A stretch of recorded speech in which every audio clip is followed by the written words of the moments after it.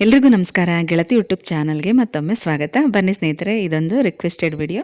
ತುಂಬ ದಿನದಿಂದ ಕೇಳ್ತಾನೆ ಇದ್ರಿ, ಸೂತ್ಕ ಇದ್ದಾಗ, ಪೀರಿಯಡ್ಸ್ ಆದಾಗ ಎಷ್ಟು ದಿನಕ್ಕೆ ಪೂಜಾರಂ ಕ್ಲೀನ್ ಮಾಡಬೇಕು, ಯಾವ ರೀತಿ ಮಾಡ್ಕೋಬೇಕು, ಯಾವ ರೀತಿ ಪೂಜೆಗಳನ್ನು ಮಾಡಬಹುದು, ಇದ್ರ ಬಗ್ಗೆ ತಿಳಿಸ್ಕೊಡಿ ಅಂತ ಇವತ್ತಿನ ವಿಡಿಯೋನ ಸ್ಕಿಪ್ ಮಾಡಿದೆ ನೋಡಿ. ನಿಮ್ಮೆಲ್ಲ ಪ್ರಶ್ನೆಗೂ ಉತ್ತರ ಸಿಗುತ್ತೆ. ನಾನು ಇತ್ತೀಚೆಗೆ ಕಮ್ಯುನಿಟಿ ಪೋಸ್ಟಲ್ಲಿ ಒಂದು ಸ್ಟೋರಿನ ಹಾಕಿದ್ದೆ, ಮಾನಸ ಪೂಜೆ ಅಂತ ಹೇಳಿ. ಎಷ್ಟು ಜನ ಅದನ್ನು ಓದಿದಿರೋ ನನಗಂತೂ ಗೊತ್ತಿಲ್ಲ. ಅದನ್ನು ಓದಿದರೆ ನಿಮ್ಮ ಪ್ರಶ್ನೆಗೆ ಉತ್ತರ ಸಿಕ್ಕಿರುತ್ತೆ.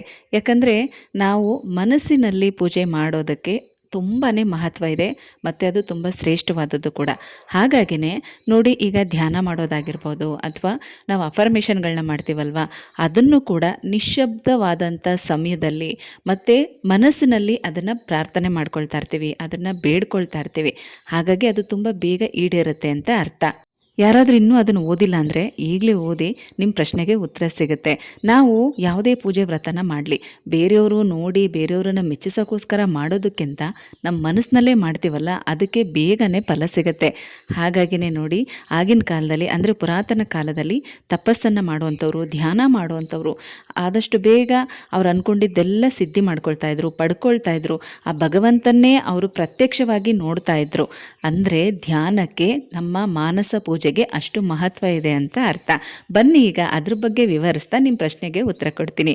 ನೀವು ಕೇಳಿದಂಥ ಪ್ರಶ್ನೆ, ಯಾರಾದರೂ ತೀರು ಹೋಗಿದ್ರೆ, ಸೂತ್ಕ ಇದ್ದಾಗ ಮತ್ತು ಪೀರಿಯಡ್ಸ್ ಆದಾಗ ಯಾವ ರೀತಿ ಪೂಜೆ ಮಾಡಬೇಕು, ಹಾಗೆ ಎಷ್ಟು ದಿನಕ್ಕೆ ಪೂಜಾ ರೂಮ್ ಎಲ್ಲ ಕ್ಲೀನ್ ಮಾಡಬೇಕು ಅಂತ ಕೇಳಿದ್ರಿ.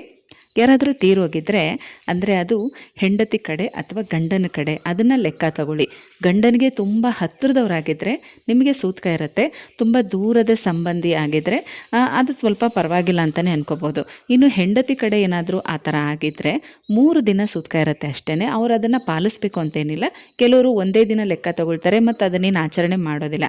ಅಂದರೆ 1 ದಿನ ಅಥವಾ 3 ದಿನ ದೇವ್ರ ದೀಪ ಹಚ್ಚೋದಿಲ್ಲ, ಈ ರೀತಿ. ಅದು ಒಂದೇ ಮೇಯ್ನ್ ಅಷ್ಟೇ. ಅದು ಬಿಟ್ಟರೆ ಬೇರೆ ಇನ್ನೇನು ನಿಯಮಗಳಂತ ಇರೋದಿಲ್ಲ. ಆದರೆ ಗಂಡನ ಕಡೆ ಯಾರಾದರೂ ಹೋಗ್ಬಿಟ್ಟಿದ್ರೆ, ತುಂಬ ಹತ್ತಿರದವರಾದರೆ 1 ವರ್ಷ ಸೂತ್ಕ ಇದ್ದೇ ಇರುತ್ತೆ.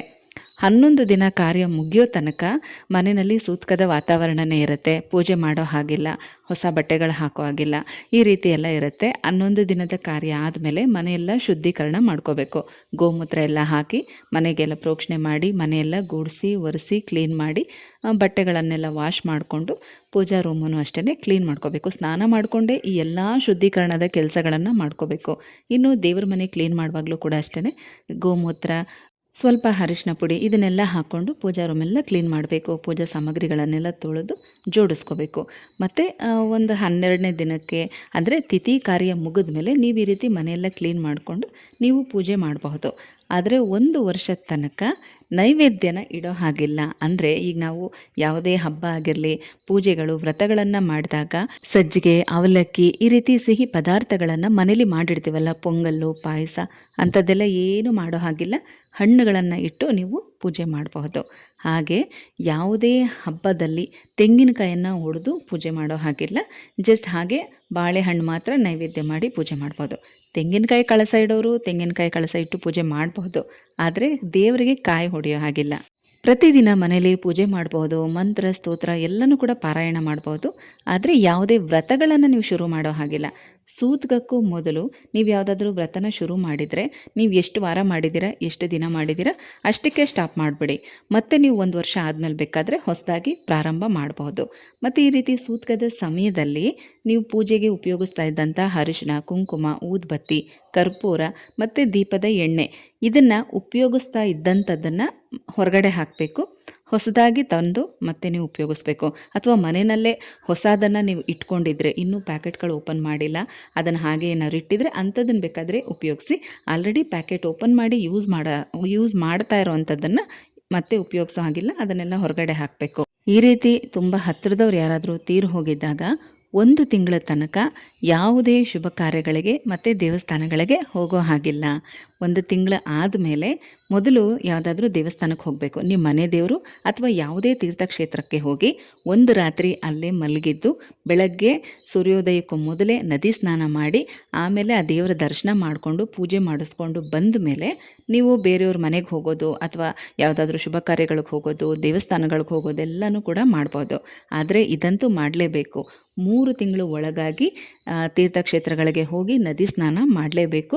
ಅಲ್ಲಿಂದ ಬಂದ ಮೇಲೆ ಬೇಕಾದರೆ ನೀವು ಯಾರ ಮನೆಗೆ ಹೋಗೋದು, ಫಂಕ್ಷನ್ಗಳಿಗೆ ಹೋಗೋದು, ದೇವಸ್ಥಾನಗಳಿಗೆ ಹೋಗೋದು ಇದೆಲ್ಲನೂ ಕೂಡ ಮಾಡಬಹುದು.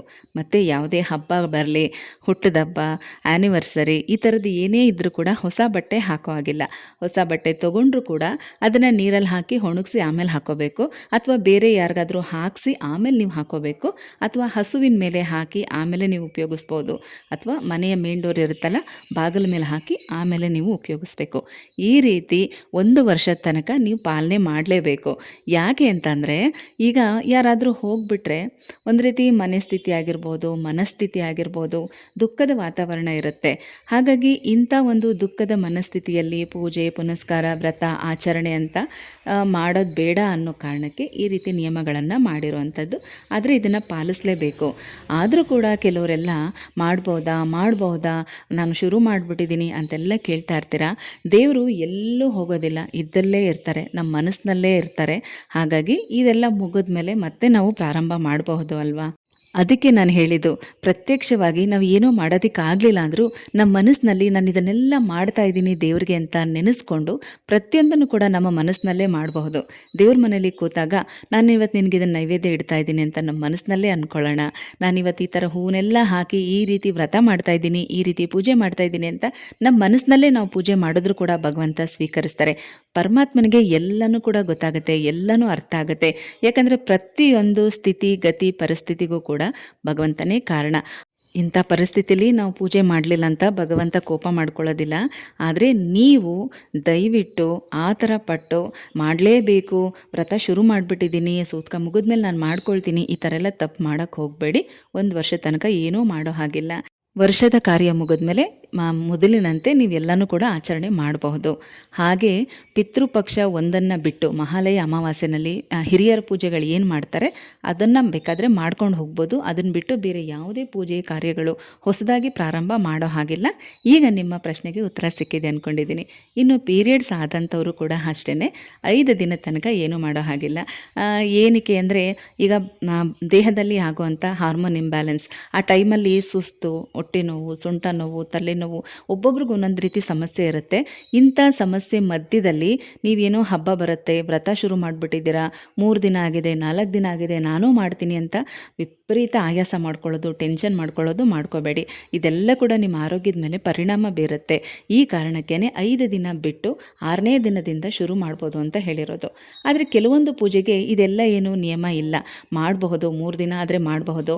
ಅದರಲ್ಲೂ ಮಕ್ಕಳಾಗಿದ್ದರೆ ಅಂಥ ತಾಯಂದಿರಿಗೆ ಯಾವುದೇ ಕಟ್ಟಿಲ್ಲ, ಮಾಡ್ಬೋದು ಅಂತ ಹೇಳ್ತಾರೆ. ಆದರೆ ಲಕ್ಷ್ಮೀ ಪೂಜೆ ಮತ್ತು ವಿಷ್ಣುವಿನ ಪೂಜೆ, ಆಂಜನೇಯ ಸ್ವಾಮಿ, ಗಣೇಶ, ಸುಬ್ರಹ್ಮಣ್ಯನ ಪೂಜೆಗಳಲ್ಲಿ ಇದು ಕಡ್ಡಾಯವಾಗಿ ಪಾಲಿಸಲೇಬೇಕು. ಮತ್ತು ನಾಗರ ಪೂಜೆಗಳು ಇಂಥದ್ದಕ್ಕೆಲ್ಲ 5 ದಿನ ಕಂಪ್ಲೀಟಾಗಿ ಆದಮೇಲೆ ಪೂಜೆಗಳನ್ನು ಮಾಡ್ಕೋಬೇಕು. ಬೇಕಾದರೆ ಮನೆಯವರೆಲ್ಲ ಮಾಡ್ಬೋದು, ಮನೆಯವ್ರಿಗೆ ನೀವು ಹೆಲ್ಪ್ ಮಾಡಿಕೊಡ್ಬೋದು, ನೈವೇದ್ಯ ಮಾಡೋದಕ್ಕಾಗಿರ್ಬೋದು, ಅಥವಾ ಮನೆಯೆಲ್ಲ ಗುಡಿಸಿ ಒರೆಸಿ ಕ್ಲೀನ್ ಮಾಡಿಕೊಡೋದು, ಈ ಥರದ್ದೆಲ್ಲ ನೀವು ಕ್ಲೀನಿಂಗ್ ಆಗಿರಲಿ ಇದನ್ನೆಲ್ಲ ಮಾಡಿಕೊಡಿ. ಆದರೆ ಪೂಜೆಯನ್ನು ನೀವು ಮಾಡೋ ಹಾಗಿಲ್ಲ. 5 ದಿನ ಆದಮೇಲೆ ಮಾಡಿ. 5 ದಿನ ಆದಮೇಲೆ 6ನೇ ದಿನ ಬೆಳಗ್ಗೆ ಬೇಗ ಎದ್ದು ಮನೆಯೆಲ್ಲ ಮೊದಲು ಕ್ಲೀನ್ ಮಾಡ್ಕೊಳ್ಳಿ. ಗೋಮೂತ್ರ, ಅರಿಶಿನ ಪುಡಿ ಎಲ್ಲ ಹಾಕಿ ಮನೆಯೆಲ್ಲ ಗುಡಿಸಿ ಒರೆಸಿ ಕ್ಲೀನ್ ಮಾಡಿ, ಸ್ನಾನದ ನೀರಿಗೂ ಕೂಡ ಒಂದು ಸ್ವಲ್ಪ ಅರಿಶಿನ ಪುಡಿ ಹಾಕ್ಕೊಂಡು ಸ್ನಾನ ಮಾಡಿ, ಮಡಿ ಬಟ್ಟೆಗಳನ್ನ ಉಟ್ಕೊಂಡು ಪೂಜಾ ರೂಮೆಲ್ಲ ಕ್ಲೀನ್ ಮಾಡಿ ಪೂಜೆ ಮಾಡಬಹುದು. ಇದು 6ನೇ ದಿನ ಮಾಡೋ ಅಂಥದ್ದು. ಪ್ರತಿ ಹೆಣ್ಮಕ್ಳಿಗೂ ಇದು ಪ್ರಕೃತಿ ದತ್ತವಾಗಿ ಬಂದಿರೋ ಅಂಥದ್ದು. ಸಮಯ ಸರಿಯಾಗಿ ಡೇಟ್ ಕರೆಕ್ಟಾಗಿ ಆಗಿಲ್ಲ ಅಂದರೆ ಎಷ್ಟು ಯೋಚನೆ ಮಾಡ್ತೀವಿ. ಅದೇ ರೀತಿ ಹಬ್ಬ ಹರಿದಿನಗಳಲ್ಲಿ ಪೂಜೆ ವ್ರತಗಳನ್ನು ಮಾಡೋಂಥ ಸಮಯದಲ್ಲಿ ಡೇಟ್ ಆಗಿಬಿಟ್ರೆ ಅದಕ್ಕೂ ಕೂಡ ಯೋಚನೆ ಮಾಡ್ತೀವಿ. ಅಲ್ಲದೆ ಮನೇಲಿ 2-3 ಜನ ಹೆಣ್ಮಕ್ಳಿದ್ದಾಗ ಒಬ್ಬರಾದ್ಮೇಲೆ ಒಬ್ರದ್ದು ಡೇಟ್ಸ್ ಬರ್ತಾನೆ ಇರುತ್ತೆ. ಆಗ ಮನೇಲಿ ಯಾರಾದರೂ ಒಬ್ಬರು ಡೇಟ್ ಆಗಿದ್ರೂ ಕೂಡ ಪೂಜೆ ಮಾಡಬಾರ್ದಾ ಅಂತ ಕೇಳಿದ್ರಿ, ಆ ಥರ ಎಲ್ಲ ಏನೂ ಇಲ್ಲ. ಇನ್ನೊಬ್ಬರು ಆರಾಮಾಗಿ ಪೂಜೆ ಎಲ್ಲನೂ ಕೂಡ ಮಾಡ್ಕೋಬಹುದು. ನಮ್ಮ ಮನಸ್ಸಿನಲ್ಲೇ ದೇವರಿರ್ತಾರೆ. ಹಾಗಾಗಿ ಸೂತ್ಕ ಇದೆ, ಪೀರಿಯಡ್ಸ್ ಆಗಿದ್ದೀನಿ, ನಾನೇನು ಮಾಡೋ ಹಾಗಿಲ್ವ ಅಂತ ಯೋಚನೆ ಮಾಡಬೇಡಿ. ನೀವು ಎಂಥದ್ದೇ ಪರಿಸ್ಥಿತಿಲಿ ಇದ್ದರೂ ಕೂಡ ಮನಸ್ಸಿನಲ್ಲಿ ನೀವು ದೇವರನ್ನು ಪ್ರಾರ್ಥನೆ ಮಾಡ್ಬೋದು, ಮಂತ್ರಗಳನ್ನೆಲ್ಲ ಹೇಳ್ಕೊಬೋದು. ಪ್ರತಿಯೊಂದನ್ನು ಕೂಡ ನೀವು ಮನಸ್ಸಿನಲ್ಲೇ ಪೂಜೆ ಮಾಡ್ಬೋದು. ಈ ರೀತಿ ಮನಸ್ಸಿನಲ್ಲೇ ಪೂಜೆ ಮಾಡೋದು, ಪ್ರಾರ್ಥನೆ ಮಾಡೋದು ಇಷ್ಟು ಒಳ್ಳೆಯದು ಗೊತ್ತಾ. ನಮ್ಮ ಮನಸ್ಸಿನಲ್ಲಿ ನಾವು ಮತ್ತು ಆ ಭಗವಂತ ಬಿಟ್ಟರೆ ಬೇರೆ ಯಾರೂ ಇರೋದಿಲ್ಲ. ನಾವು ಮಾಡೋದನ್ನಾಗಲಿ ನಾವು ಹೇಳೋದನ್ನಾಗಲಿ ಯಾರು ನೋಡೋದು ಇಲ್ಲ, ಕೇಳೋದು ಇಲ್ಲ, ಅದ್ರ ಬಗ್ಗೆ ಮಾತಾಡೋದು ಇಲ್ಲ. ನಮ್ಮ ಸಂಪೂರ್ಣ ಪೂಜೆ ಭಗವಂತನ ತಲುಪುತ್ತೆ. ಹಾಗಾಗಿ ಸೂತಕ ಇದೆ, ಪೀರಿಯಡ್ಸ್ ಆಗಿಬಿಟ್ಟಿದ್ದೀನಿ, ನಾನು ಈ ಹಬ್ಬ ಮಾಡಲಿಲ್ಲ, ಆ ಪೂಜೆ ಮಾಡಲಿಲ್ಲ, ನನ್ನ ವ್ರತ ಅರ್ಧಕ್ಕೆ ನಿಂತೋಗುತ್ತೆ ಅಂತ ಇನ್ಮೇಲೆ ಯೋಚನೆ ಮಾಡಬೇಡಿ. ಅದೇನೇ ಇದ್ದರೂ ಕೂಡ ಮನಸ್ಸಿನಲ್ಲೇ ನೀವು ಪ್ರಾರ್ಥನೆ ಮಾಡ್ಕೊಳ್ಳಿ. ಈ ರೀತಿ ಸೂತಕ ಮುಗಿದ ಮೇಲೆ, ನಿಮ್ಮ ಪೀರಿಯಡ್ಸ್ ಸಮಯ ಕಳೆದ ಮೇಲೆ ಮತ್ತೆ ನೀವು ಕಂಟಿನ್ಯೂ ಮಾಡಬಹುದು. ಇನ್ನೇನೇ ಡೌಟ್ ಇದ್ದರೂ ಕಮೆಂಟ್ಸಲ್ಲಿ ಕೇಳಿ. ಈ ಮಾಹಿತಿ ನಿಮಗೆ ಇಷ್ಟ ಆಗಿದೆ ಅಂತ ಅಂದ್ಕೊಳ್ತಾ ಮತ್ತೆ ಸಿಗ್ತೀನಿ. ಹೋಗಿ ಬರಲಾ?